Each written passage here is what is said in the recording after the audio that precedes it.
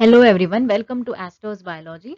In today's video lecture, I'll be discussing everything about SPPU set examination, Savitribai Phule Pune University set examination. Okay, so it is the Maharashtra state eligibility test for the assistant professor. So let's begin. इस video lecture में हम लोग general information के बारे में बात करेंगे, then paper pattern, eligibility, syllabus, books, references, cut offs and examination strategies. So about examination. SPPU set examination, Savitribai Phule Pune University set examination 2021 for assistant professor. ठीक है. Set qualified candidates are eligible to apply for the post of assistant professor only in the universities or colleges belonging to the same state. ठीक है.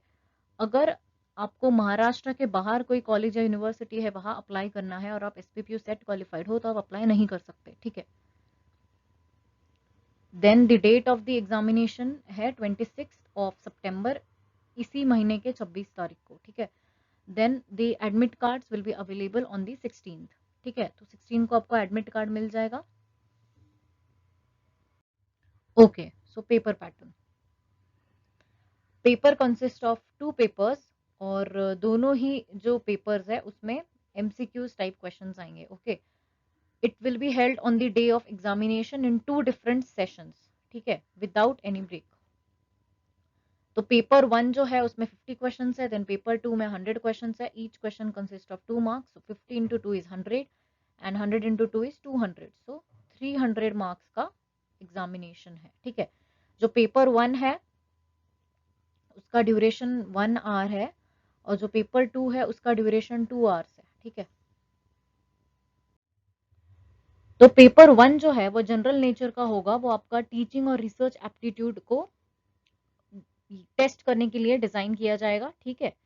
तो यहाँ पे reasoning ability, comprehension, divergent thinking और general awareness के बारे में questions होंगे. ठीक है. Paper 1 shall be of 50 MCQs, जैसे कि मैंने आपको बताया 50 MCQs का होगा. और जो पेपर 2 है that will be of 100 MCQs. ठीक है. देन यहाँ पे 4 बुकलेट कोड्स होंगे, ABCD. कोई भी एक बुकलेट कोड आपको मिलेगा. ठीक है. Paper 2 will be based on the subject selected by the candidate. ठीक है. जो अगर आपका पेपर 2 के लिए अपने लाइफ साइंसेस सिलेक्ट करा है तो लाइफ साइंसेस का पेपर आपको दिया जाएगा. पेपर 2 में लाइफ साइंसेस के पे बेस्ड आपको क्वेश्चंस आएंगे. Okay. Each question will carry 2 marks. There will be no negative marking. ये बहुत ज्यादा इंपॉर्टेंट पॉइंट है. ठीक है. तो आपको सारे क्वेश्चन. तो एलिजिबिलिटी क्राइटेरिया देखते हैं. Candidates must have masters degree recognised by UGC in the subject of SET. अगर आप सेट लाइफ साइंसेज में अपीयर हो रहे हो तो आप किसी भी लाइफ साइंस स्ट्रीम से आपका MSc कंप्लीट होना चाहिए, फिर ही आप लाइफ साइंस के एग्जामिनेशन को में अपीयर हो सकते हैं. ठीक है. The candidates from general category को 55% मार्क्स चाहिए अपने मास्टर्स डिग्री में. ठीक है. और जो बाकी कैटेगरी के लोग हैं उनको 50% मार्क्स तो चाहिए उनके मास्टर्स में to appear for this examination. ठीक है. Students in the second year of masters that is third semester are eligible. Third semester students या फिर जो सेकेंड ईयर मास्टर्स के स्टूडेंट है वो ये एग्जामिनेशन दे सकते. तो अभी पेपर 1 का सिलेबस देखते हैं. इसमें कुछ 10 यूनिट्स है जिसपे क्वेश्चंस पूछे जाते हैं. First is teaching aptitude, then research aptitude, comprehension, communication, mathematical reasoning and aptitude, logical reasoning, data interpretation, information and communication technology, then people development and environment, higher education system. ठीक है. इन सारे ही topics पे आपको questions पूछे जाएंगे. सो 5 questions from each unit. ठीक है. 10 यूनिट्स है, 5 इंटू 10 इज 50. सो 50 क्वेश्चंस पूछे जाएंगे आपके पेपर 1 में. ये जो टॉपिक्स है इसके अंदर कुछ सब टॉपिक्स है जो सिलेबस में मेंशन करा है. तो आप ये जो पूरा सिलेबस है इसको SPPU सेट के पोर्टल से डाउनलोड कर सकते हैं या फिर आप मेरे टेलीग्राम चैनल से ये पूरा सिलेबस इन डिटेल डाउनलोड कर सकते हैं. 1. ओके. देन पेपर 2 जो लाइफ साइंसेस के जो टॉपिक्स है उससे रिलेटेड हम बात करेंगे. तो पहला है cell biology, then biochemistry, then plant and animal physiology, then genetics, evolution, ecology, biodiversity and taxonomy, then developmental biology and anatomy, microbiology, immunology, molecular biology, techniques and methods in biology. जैसा कि आप देख रहे हैं ये सारे ही टॉपिक्स हम CSIR नेट में कवर करते हैं। ओके, तो अगर आप CSIR नेट का प्रिपरेशन कर रहे हो तो ये पेपर आपके लिए +1 होगा। ओके, तो आप कौन से बुक्स रेफर कर सकते हैं? तो सेल बायोलॉजी के लिए you can refer Bruce Albert's का बुक। देन फॉर बायोकेमिस्ट्री आप लेनिंजर या व्हाइट एंड व्हाइट से पढ़ सकते हैं। Then for plant and animal physiology, for plant physiology आप तेज एंड जिगर से पढ़ सकते हैं, और फॉर एनिमल फिजियोलॉजी आप रस्तोगी से पढ़ सकते हैं। देन जेनेटिक्स आप Hartl and Jones and Benjamin Pierce से पढ़ सकते हैं। देन इवोल्यूशन आप ऑर्गेनिक इवोल्यूशन बाय रस्तोगी से पढ़ सकते हैं। Then ecology by Odum and also from Pathfinder book. Then biodiversity and taxonomy के लिए आप 11th एंड 12th का NCERT से पढ़ सकते हैं and pathfinder fundamentals. Then developmental biology and anatomy आप गिलबर्ट से पढ़ सकते हैं एंड लुइस वॉलपर्ट से पढ़ सकते हैं। देन माइक्रोबायोलॉजी आप प्रेस्कॉट से पढ़ सकते हैं। इम्यूनोलॉजी के लिए QV बेस्ट बुक है। देन मॉलिकुलर बायोलॉजी आप पढ़ सकते हैं from Watson and Benjamin Lewin. Then techniques and methods in biology के लिए आप विल्सन एंड वॉकर से पढ़ सकते हैं, और सारा बायोटेक्नोलॉजी वाला जो पार्ट है आप प्रिमरोज से पढ़ सकते हैं। ओके, तो ये सारे बुक्स आप रेफर कर सकते हैं ये सारे टॉपिक कंप्लीट करने के लिए। और ये सारे ही टॉपिक्स आप CSIR नेट के लिए या बाकी जो एग्जामिनेशन होते हैं उसमें कवर करते हैं, तो ये ज्यादा हार्ड नहीं जाएगा। Okay, so previous exam question papers, सो सेट के ही ऑनलाइन जो पोर्टल है वहां पे आपको ये सारे क्वेश्चन पेपर्स मिल जाएंगे। वो question papers right from 2011 to 2020 तक सारे ही क्वेश्चन पेपर्स अवेलेबल है। आपको किसी और पे रिलाई करने की जरूरत नहीं है, आप डायरेक्ट SPPO सेट पे जाके ये यहाँ से क्वेश्चन पेपर्स डाउनलोड कर सकते हैं।